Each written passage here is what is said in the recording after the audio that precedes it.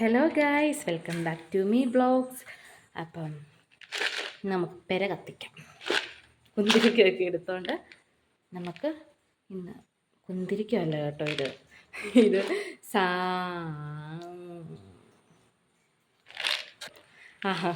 കർപ്പൂരമാണ്. അപ്പം നമുക്കൊന്ന് പെരയൊന്ന് പുകയ്ക്കാം. ഈ ഈച്ചയും കൊതുകും അങ്ങനെയുള്ള ക്ഷുദ്രജീവികളൊക്കെ പോട്ടെ. ഇതാണ് നമ്മുടെ പുകയ്ക്കുന്ന പാത്രം. ഇതിൻ്റെ അകത്ത് നമ്മൾ ലാമ്പൊക്കെ എടുത്തിട്ടുണ്ട്. ഇതിൻ്റെ അകത്തിൻ്റെ പുകയ്ക്കാനുള്ള സാമഗ്രികളാണ്. ഞാൻ ഡെയിലി പുകയ്ക്കുന്ന ഒരാളാണ് കേട്ടോ. ഇതിൻ്റെ അകത്തൊക്കെ കുന്തിരിക്കം തീർന്നു പോയി.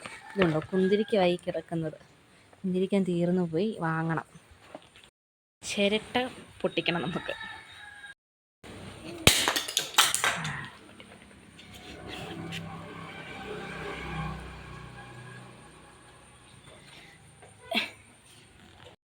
നമ്മൾ ചിരട്ടയെല്ലാം പൊട്ടിച്ചെടുത്തിട്ടുണ്ട്. ഇതിൻ്റെ അകത്ത് ചകിരി, ഇത് കത്തിക്കുന്ന സാധനം. ഇതിൻ്റെ അകത്ത് ഈ സഞ്ചിക്കകത്തോട്ട് ഞാൻ ഇതെല്ലാം വിൽക്കുന്നത്. ഇതേ നമ്മുടെ പുകയ്ക്കാനുള്ള തട്ട് റെഡിയായിട്ടുണ്ടെങ്കിൽ നമുക്ക് തീ കൊടുത്ത് പുകയ്ക്കാം.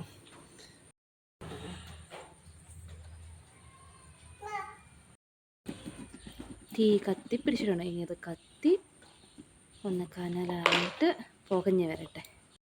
ഇങ്ങനെ ചിരട്ടയിലും കൂടെ തീ വെത്തിക്കഴിയുമ്പോഴത്തേക്ക് നമുക്കിത് കണ്ടോ, തൊണ്ടുള്ളവർക്ക് തൊണ്ട് വെക്കാം. ഇല്ലയെന്നുണ്ടെങ്കിൽ ഇങ്ങനെ ചിരട്ട ഇതിങ്ങനെ കത്തി കനലായി കഴിയുമ്പോഴത്തേക്ക് 2-3 കുന്തിരിക്കം ഇട്ട് പുകച്ചാലും മതി. ഇല്ലെങ്കിൽ നമുക്കിങ്ങനെ തൊണ്ട് വെച്ച് പുകയ്ക്കാം. ഇത് കർപ്പൂരം ഇടുന്നതുകൊണ്ട് നല്ലൊരു സ്മെല്ലാണ്. കർപ്പൂരം അറിയാമല്ലോ, കർപ്പൂരം ഇടുന്നതുകൊണ്ട് നല്ലൊരു സ്മെല്ലാണ്.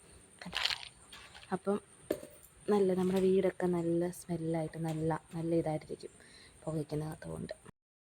ഇത് നന്നായിട്ട് കനലൊക്കെയായി തൊണ്ടിരുന്ന് പുകഞ്ഞ് പണ്ടൊക്കെ പുകഞ്ഞ് വന്നിട്ടുണ്ടെങ്കിൽ നമുക്കിത് റൂമിലൊക്കെ കൊണ്ടുപോയി വെച്ച് പുകയ്ക്കാം.